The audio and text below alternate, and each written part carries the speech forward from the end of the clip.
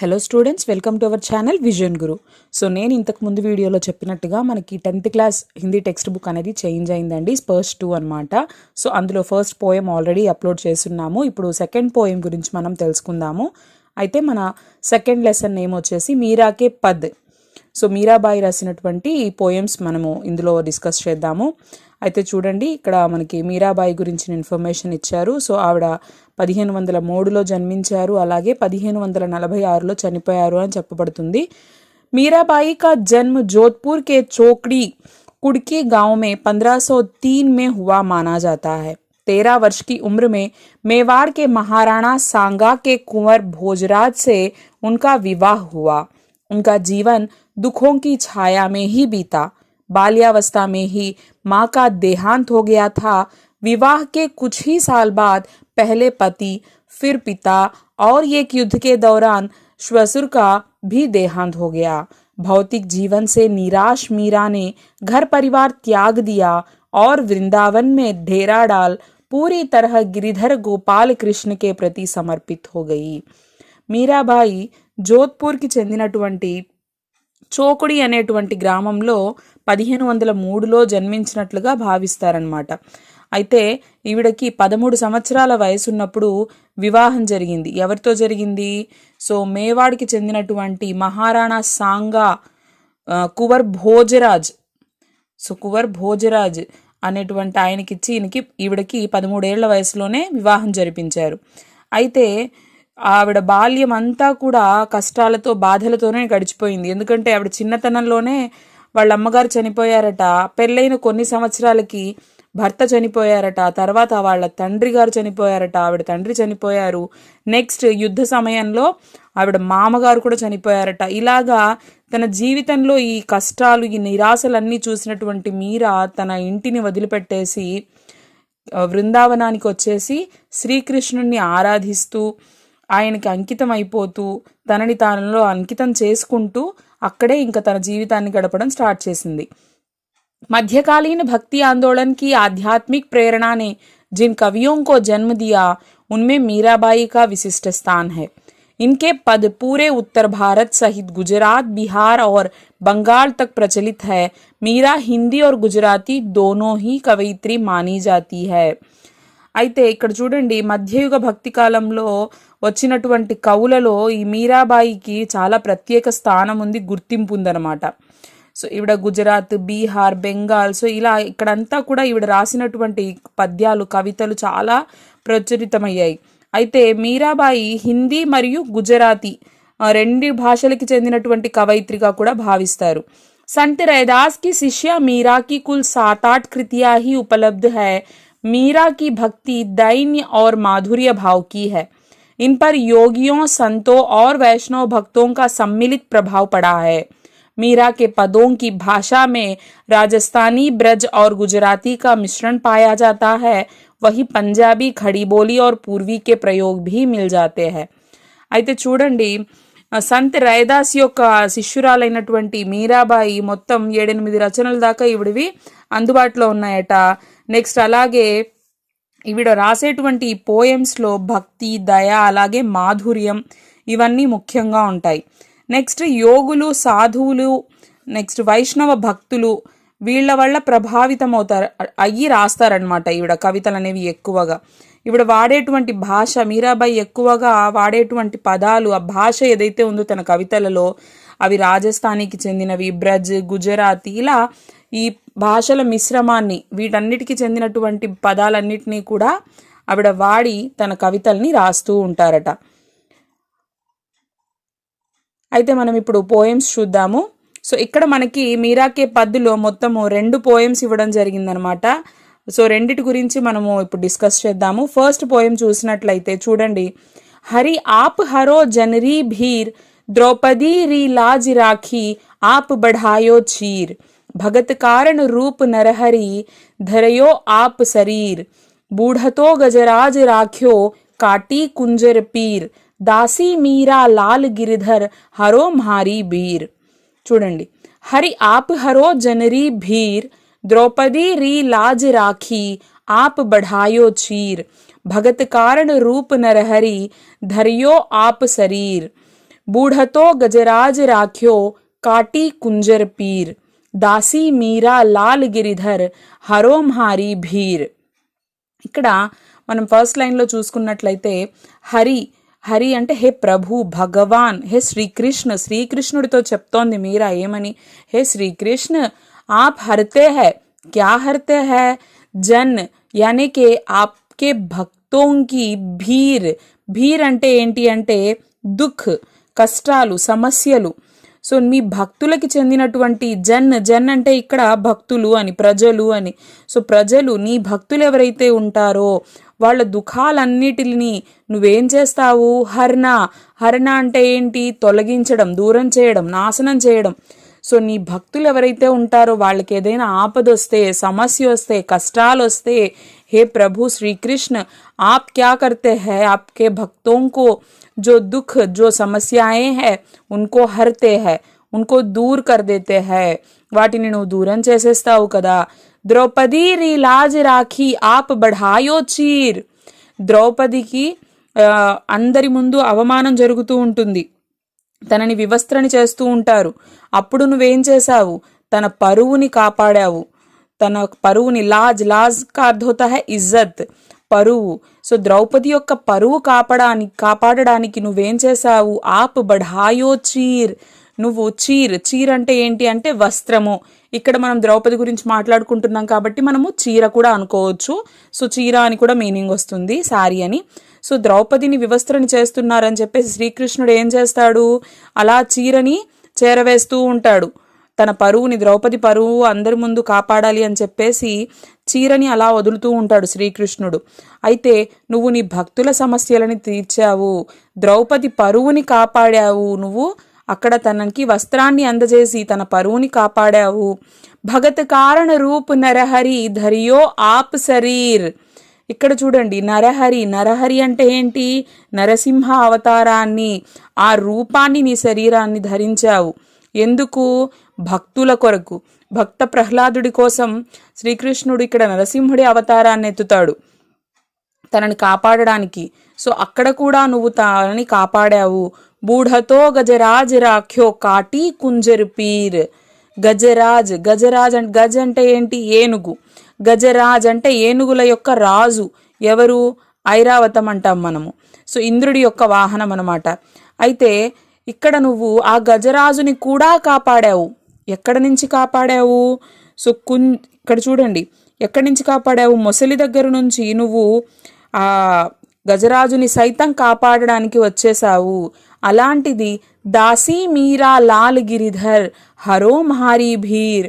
నీ దాసురాల్ని నేను, हे प्रभु, हे श्री कृष्ण, मैं आपकी दासी हूँ, आपकी भक्त हूँ, तो आप मेरी भी पीड़ा दूर कीजिए. మీరు నా సమస్యలని కూడా దూరం చేయండి. ఎలా అయితే భక్తుల కొరకు మీరు వెంటనే వచ్చి వాళ్ళ ఆపదలని, సమస్యలని కాపాడారో అలాగే ఈ భక్తురాలి మీద కూడా మీ దయని కటాక్షించండి, నన్ను కూడా కాపాడండి, నా బాధలని కూడా దూరం చెయ్యండి అని చెప్పేసి మీరాబాయి తన ఫస్ట్ పోయంలో ఈ విధంగా చెప్తూ ఉందన్నమాట. నెక్స్ట్ సెకండ్ పోయం చూడండి. శ్యామ్ మహానే చాకర్ రాఖోజీ గిరిధారీ లాల్ మహానే చాకర్ రాఖోజీ. చాకర్ रहस्यु बाग लगास्यु नित उठ दर्शन पास्यु बिंदरावन री कुंज गली में गोविंद लीला गास्यु. चाकरी में दर्शन पास्यु सुमरण पास्यु खरची. भाव भगति जागीरी पास्यु तीनों बाता सरसी. मोर मुगट पीतांबर सौहे गल वैजंती माला. बिंद्रावन में धेनु चरावे मोहन मुरली वाला. ऊंचा ऊंचा महल बनावा बिच बिच राखूं बारी. सावरियारा दर्शन पास्यूं पहर कुसुम्बी साड़ी. आधी रात प्रभु दर्शन दीजियो जमुना जी रे तीरा.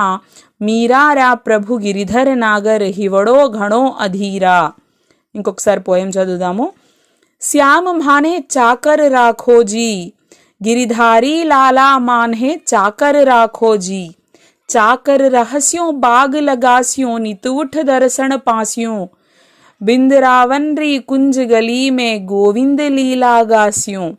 चाकरी में दर्शन पास्यों सुमरण पास्यों खर्ची भाव भगति जागीरी पास्यों तीनों बाता सरसी मोर मुगट पीतांबर सोहे गलवैजंती माला बिंद्रावन में धेनु चरावे मोहन मुरली वाला ऊंचा ऊंचा महल बनावा बिच बिच राखूं बारी सांवरी सांवरियारा दर्शन पास्यों पहर कुसुम्बी साड़ी आधी रात प्रभु दर्शन दीजियो जमुना जीरे तीरा మీరారా ప్రభు గిరిధర్ నాగర్ హివడో ఘణో అధీరా.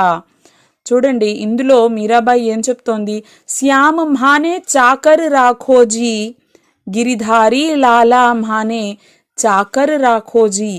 చాకర్ చాకర్ అంటే ఏంటి అంటే నౌకర్, ఒక సేవకురాలిగా, ఒక సేవకురాలు అంటే పని చేసేటువంటి ఒక పని మనిషి, నౌకర్ అంటాం కదా మనము.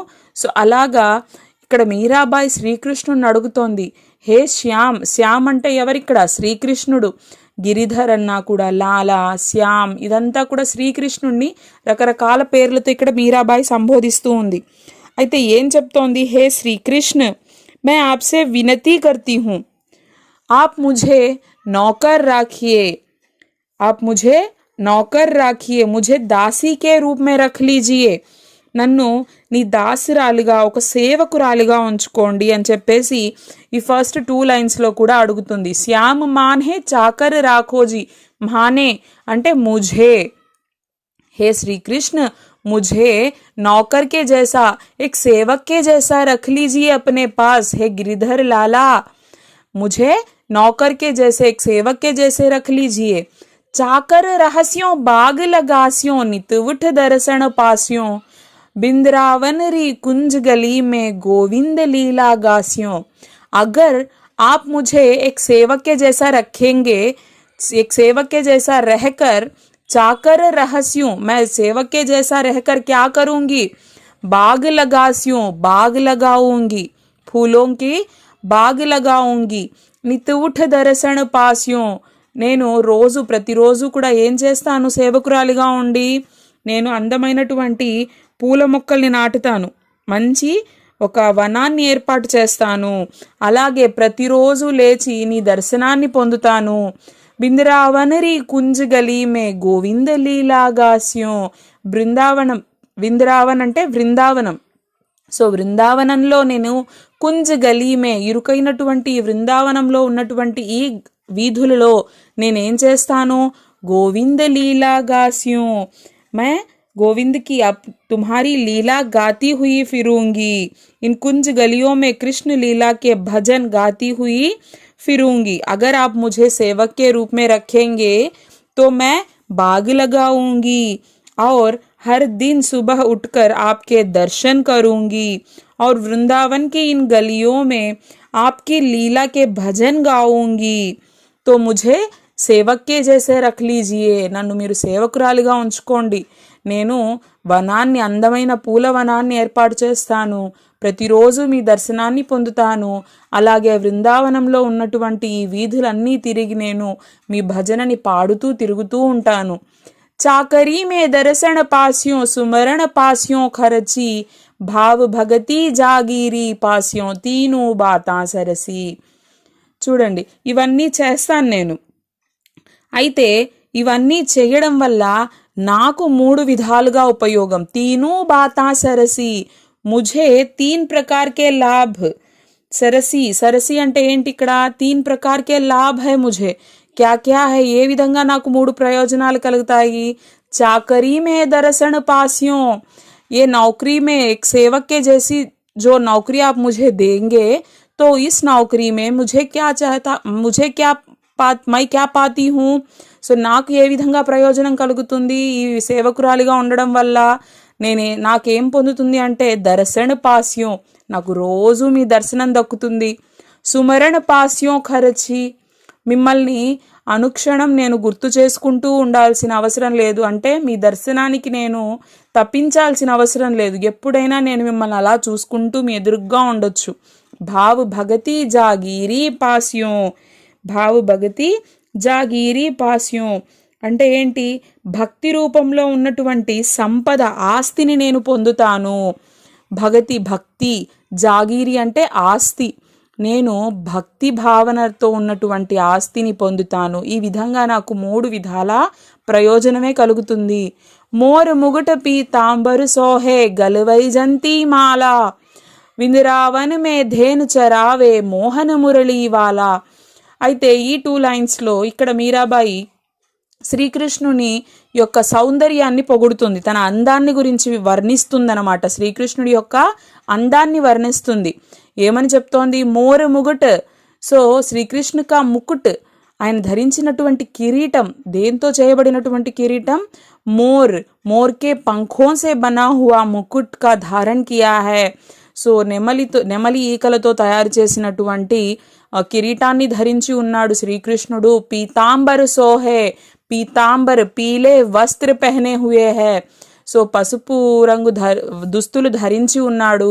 గల వైజంతి మాల, గలే మే శ్రీకృష్ణ కే గలే మే వైజంతి ఫూలోం కా మాలా పెహనా హుआ है. సో ఆయన మెడలో ఉన్నటువంటి వైజంతి పూల యొక్క మాల తన మెడలో ఉంది, శ్రీకృష్ణుని మెడలో. విందరావన్ మే ధేను చరావే, వృందావనంలో ధేను అంటే గాయ్. సో గాయోంకో చరాతే హై శ్రీకృష్ణ. వృందావనంలో ధేను అంటే ఇక్కడ ఏం చెప్పాము?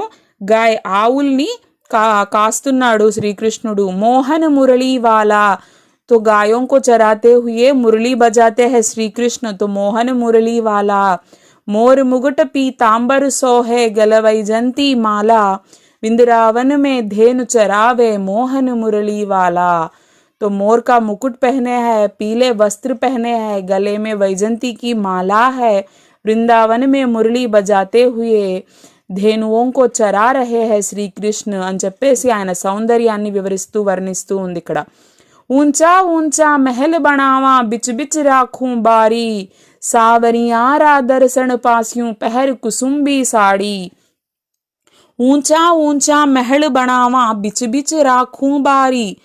तो हे श्री कृष्ण, आप मुझे एक सेवक के रूप में रखेंगे तो और मैं क्या करूंगी? वृंदावन में ऊंचे ऊंचे महल जो है उनके बीच में मैं फूलों का बगीचा बनाना चाहती हूँ. मैं फूलों का बगीचा बनाऊंगी. ऊंचे ऊंचे महल बनावा, ఎత్తైనటువంటి పెద్ద పెద్ద బిల్డింగులు, ప్యాలెస్లు ఉన్న చోట అక్కడంతా కూడా నేను వాటి మధ్యలో అంతా ఏం చేస్తాను? రాఖు బారి అంటే ఏంటి అంటే ఇక్కడ వనం అనమాట, పూల తోటలు. సో నేను మధ్యలో అంతా కూడా ఈ పూల తోటలు, పూల వనాలను ఏర్పాటు చేస్తాను. సావరియారా దర్శన పాస్యం పెహరు కుసుంబీ సాడీ. సావరియా మతలబ్ సామలే రంగు వాలా శ్రీకృష్ణ. సావరియా అన్నా కూడా హే ప్రియ శ్రీకృష్ణ అని. సో అయితే నీ దర్శనాన్ని నేను పొందుతాను. పెహర్ కుసుంబీ సాడీ. సో నేను చీరని ధరించి మంచిగా అలంకరించుకొని నేను 16 श्रृंगार करके मैं तुम्हारे दर्शन के लिए आऊंगी. కుసుంబీ సాడీ అంటే కేసరియా రంగి సాడీ అంటే ఆరెంజ్ కలర్ అనమాట. సో ఆరెంజ్ కలర్ నేను చీర కట్టుకొని మంచిగా రెడీ అయి నీ దర్శనానికి వస్తాను, నీ కోసం అలంకరించుకొని నీ దర్శనానికి వస్తాను. ఆधी रात प्रभु दर्शन दीजियो जमुना जी रे तीरा मीरा रा प्रभु गिरिधर नागर हिवड़ो घणो अधीरा. तो आधी रात को भी आप मुझे दर्शन दीजिए, चलेगा जमुना जी के तट पर, जमुना नदी के किनारे पर. తీరా అంటే కినారా, ఒడ్డు, నది ఒడ్డు అనమాట. ఏ నది ఒడ్డు గురించి చెప్తున్నారు ఇక్కడ?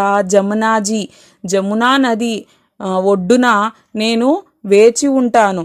అర్ధరాత్రి అయినా సరే నువ్వు నాకు దర్శనాన్ని ఇవ్వు భగవంతుడా, శ్రీకృష్ణుడా అని చెప్పి శ్రీకృష్ణుణ్ణి వేడుకుంటోంది. మీరా రా ప్రభు గిరిధర్ నాగర్ హివడో ఘణో అధీరా. నీ దర్శనాన్ని పొందడానికి హివడా అంటే ఏంటి అంటే హృదయము. హివడా అంటే హృదయము. సో నా హృదయము తప్పిస్తూ ఉంది. అధీరా అంటే నిన్ను చూడాలి అని కుతూహలంగా ఉంది నా హృదయము, నా మనస్సు కూడా. సో కాబట్టి నేను నీ దర్శనానికై వేచి ఉన్నాను. నువ్వు అర్ధరాత్రి అయినా సరే జమునా నది ఒడ్డున నేను నీ కొరకు వేచి ఉంటాను, నువ్వు నాకు దర్శనాన్ని ఇవ్వు. మీరాకే ప్రభు గిరిధర్ నాగర్, మీరారా ప్రభు గిరిధర్ నాగర్ హివడో ఘణో అధీరా అని చెప్పి ఈ విధంగా మీరాబాయి శ్రీకృష్ణుని ప్రార్థిస్తూ ఉందన్నమాట. సో ఇది సెకండ్ పోయం అనమాట. ఇవి మనకి మీరాకే పద్దులో ఉన్నటువంటి 2 పోయమ్స్. ఐ హోప్ మీ అందరికీ అర్థమైంది అనుకుంటున్నాను. సో దీనికి సంబంధించి మీకు ఏమైనా డౌట్స్ ఉన్నట్లయితే నాకు కామెంట్ సెషన్లో తెలియజేయండి, నేను తప్పకుండా రిప్లై ఇస్తాను. సో మీరు చాలా కష్టంగా ఉన్నాయి, అర్థం కావట్లేదు అనుకుంటూ వినకండి. నార్మల్గా మీరు జాగ్రత్తగా పిన్ టు పిన్ విన్నారంటే ఎక్కడ స్కిప్ చేయకుండా మీకు చాలా ఈజీ అయిపోతుంది. 1-2 సార్లు విన్నారంటే ఈవెన్ మీరు టీచర్ అయినా కూడా, మీరు స్టూడెంట్ అయినా కూడా చాలా ఈజీగా అర్థమవుతుంది. నేను వీలైనంత వరకు ప్రతి పదాన్ని తెలుగులో మీకు ఎక్స్ప్లెయిన్ చేయడానికి ట్రై చేశాను. లేదు ఇంకా ఏమన్నా మీకు ఎక్స్ప్లెనేషన్లో ఎక్కడైనా మీకు అర్థం కాలేదంటే మీరు కామెంట్ చేయండి, నేను తప్పకుండా రిప్లై ఇస్తాను. సో ఎవరైనా మన ఛానల్ని ఫస్ట్ టైం విజిట్ చేస్తున్నట్లయితే ప్రీవియస్ వీడియోస్ చూడండి, మీకు హెల్ప్ అవుతున్నాయి అనుకుంటే, లేదా మీకు తెలిసిన వాళ్ళకి ఫ్రెండ్స్కి ఎవరికైనా హెల్ప్ అవుతాయి అనుకుంటే తప్పకుండా మన ఛానల్ని లైక్ చేయండి, వాళ్ళందరితో షేర్ చేసుకోండి, సబ్స్క్రైబ్ చేసుకోవడం మాత్రం మర్చిపోవద్దు. Thank you.